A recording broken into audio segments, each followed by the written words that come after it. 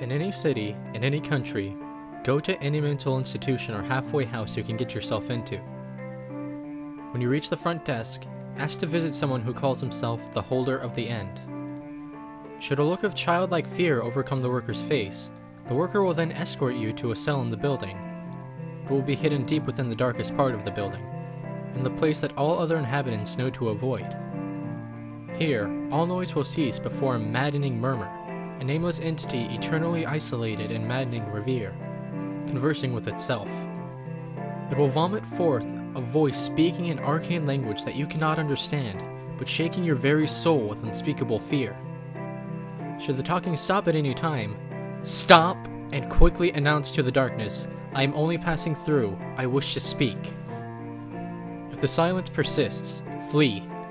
Leave. Stop for nothing. Do not go home. Do not stay at an inn. Just keep moving until you can move no more. Sleep where your body drops. If you wake the following morning, then you will know your escape has succeeded. If the voice in the hall returns after you utter those words, continue on.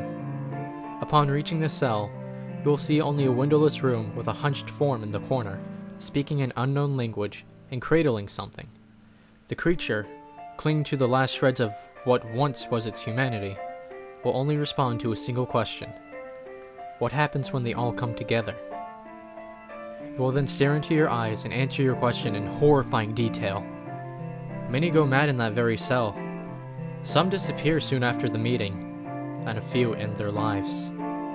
But most do the worst thing and look upon the object in the entity's hands.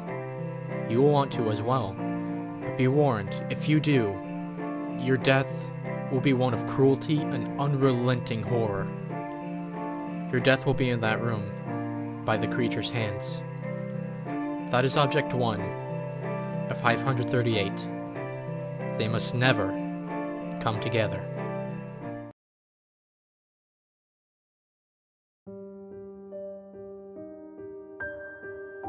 In any city, in any country, go to any mental institution or halfway house you can get yourself into.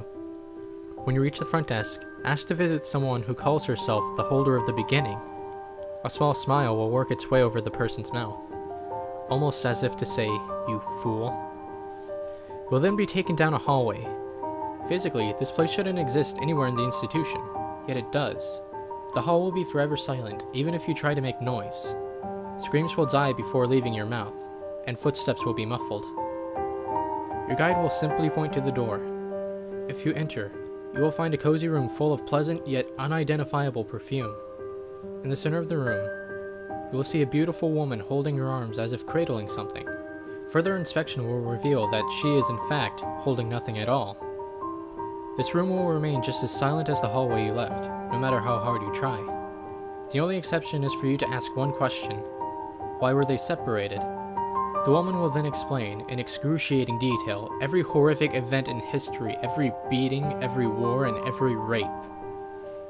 No travesty in the history of the universe will escape your ears.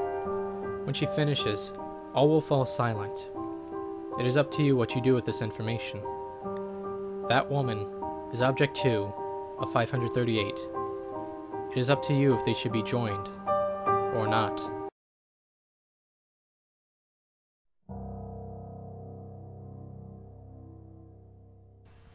In any city, in any country, go to any mental institution or halfway house you can get yourself into. When you reach the front desk, ask to visit someone who calls himself the holder of eternity. A sigh might escape the worker as they look upon you with the utmost pity. They will take you down a flight of stairs into what should be the basement of the building, yet it isn't. As you press deeper and deeper into the underbelly of the institution, you will begin to hear a chorus of screams. At first it will be barely audible, as if originating from a point a great distance away. But the closer you get to the end of the hallway, the louder it will become until it drones so loudly that it seems to consume all other noises. Soon the din will become so painful that you will feel the unrelenting urge to claw at your own ears to escape it. It is advisable to resist this impulse, or else it will be impossible to complete your quest. The worker will show you to a door, covering both their ears as they do. As swiftly as they can, they will unlock the door and run, leaving you alone in this cramped, dark hallway. This will be your last chance to run. If you decide to continue, open the door. The piercing wail will then end abruptly, leaving your ears ringing. The room you will enter will be coated in an almost tangible, all-consuming darkness, before the far end of the room. There, manacled to the wall, is an emaciated figure, covered in raw lashes. He will stare directly at you, with a maniacal grin plastered to his face despite festering wounds and a scalpel still half protruding from his chest. Now will be the only chance to save yourself, and the only way is to ask, who created them? He will cackle in the manner befitting the death throes of an animal before responding. His will be the most horrific tale you have heard. Beyond such primitive concepts as pain and death, it will delve deep into the very essence of evil. Those of weak mind go mad at the man's story. Those of weak mind go mad at the man's story. So remain strong, no matter how fragile your mind may feel. When he finishes, it will be up to you to end this man's life, releasing his terrible burden. Remove the scalpel, and he will shudder once in agony before falling silent, forever. That scalpel is Object 3, at 538. It is up to you if the rest should be protected or destroyed.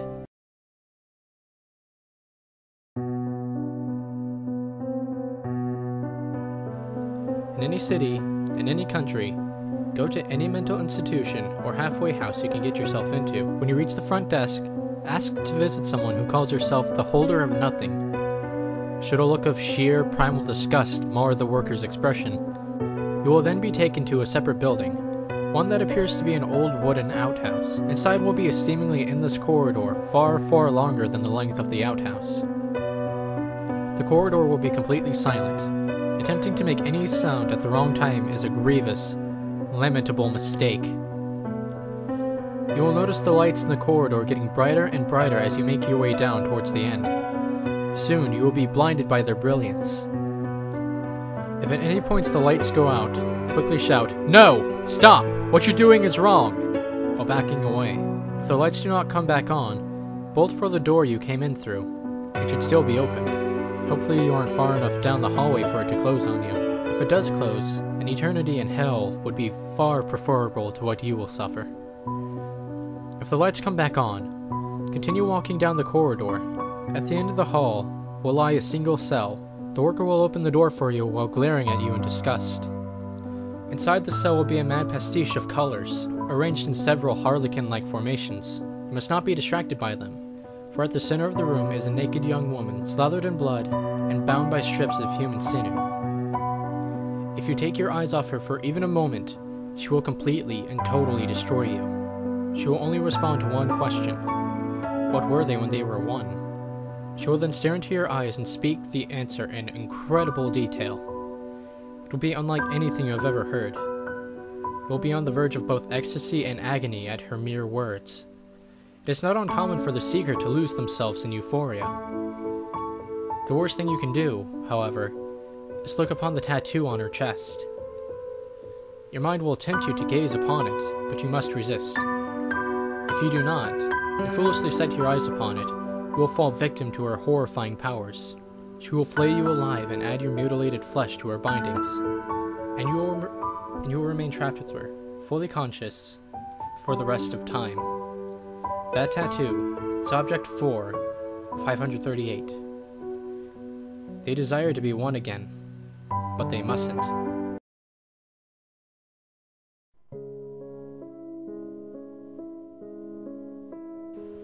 In any city, in any country, go to any mental institution or halfway house you can get yourself into. When you reach the front desk, close your eyes and ask to visit someone who calls himself the Holder of Light. You'll be guided to a single door leading to a long, winding hallway. You will be told to open your eyes. The hallway will be pitch black, narrow enough only for you to feel the walls and move yourself forward. If, at any moment along the way, the hall is suddenly bathed in light, shut your eyes immediately and quickly make your way back to the door you came through. If your eyes stay open for more than a second, what you see will force you to instinctively tear them out. If the lights stay off long enough for you to navigate the entire corridor, you will reach another door.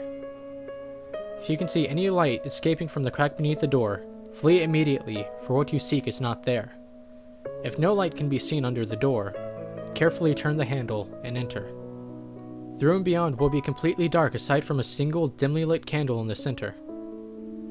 What little light it issues will reveal the outline of a cloaked figure huddled over it. The man underneath the cloak will seem to remain perfectly still. There's only one question that the man will respond to. What can protect us from them?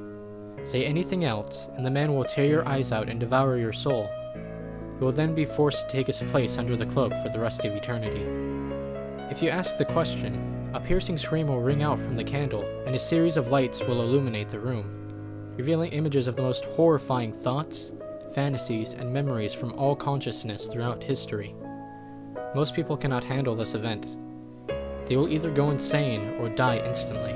However, if you should somehow manage to survive the ordeal, the cloaked man will rise slowly and put his hands on your head. You will be forced to gaze upon his face. He looks like a young man, but his eyes are merely empty sockets. At this point, you must not look away, lest you be stranded in this room, forever forgotten in time. You will then open your hand and place a small round object in your right hand. From this point on, you will feel no pain, unless you are in the process of obtaining another object, for the pain you feel then is nowhere close to normal, but the horrifying images you witnessed in that room will be burned into your memory for all eternity. The eye you hold in your hand is Object 538. The awakening has begun. They must not be brought together.